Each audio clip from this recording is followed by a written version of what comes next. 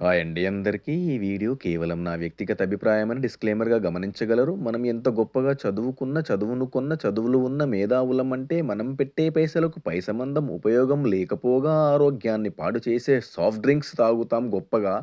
ఆరోగ్యాన్ని ఇచ్చే, పెంచే కొబ్బరి బొండాలని పక్కన పెట్టి.